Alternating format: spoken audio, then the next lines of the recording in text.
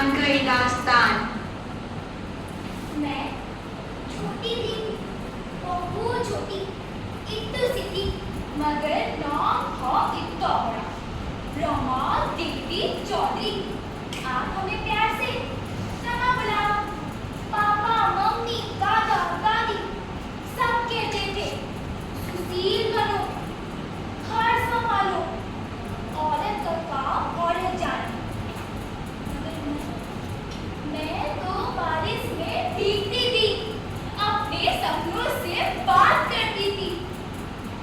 घर में रहने के लिए 2 वक्त की रोटी ना थी, मगर मेरे सपने तो थे 200 सालों के। मगर ये बातें, बड़ों की बातें, इन्हें सुन के चुप रह जाती थी।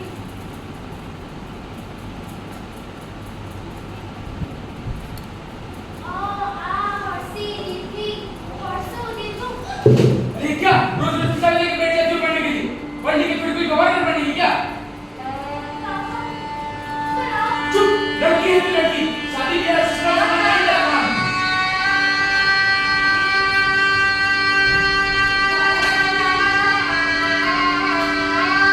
मेरी शादी करा ही नहीं, मगर शादी के बाद भी मैंने ध्यान दिलानी छोड़ी।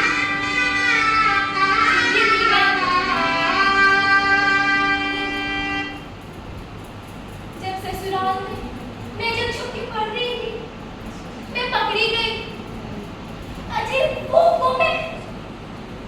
लेकिन किस्मत ने मेरा हाथ एक ऐसे इंसान से मिलाया जिसने मेरे चुप्पियों में भी मेरी आवाज सुनी। हे प्रभु जगन्नाथ जी, मैंने जान लिया है कि अगर मेरे बेटियों और मेरे बहनों को पढ़ने का मौका मिले तो वे भी इस समाज में क्रांति ला सकती है। मैं पढ़ाऊंगी, मैं बिठाऊंगी उन्हें अपने आंगन में, मैं दिखाऊंगी उनके सपनों को राह। मगर गाँव की छोटी जात की लड़की को क्यों पढ़ा रही हो रमा? अछूत बन जाओगी। पवित्रता इंसानियत में होती है चाचा, जात में नहीं। उस दिन मुझसे मंदिर छीन लिया गया, मेरे बच्चों को धमकी मिली, मगर मैंने अपना आंगन, अपना मंदिर बनाया और किताबों को देवता। मेरे बच्चे पढ़ेंगे, अवश्य पढ़ेंगे। एक बार मैंने सुना कि जलियांवाला बाग में लोगों को गोलियों से गोद दिया गया। मेरी छाती कांप उठी। मैं एक माँ होके उस भारत माता को कैसे तड़पते देख सकती थी? उसके बच्चों को कैसे मरते देख सकती थी?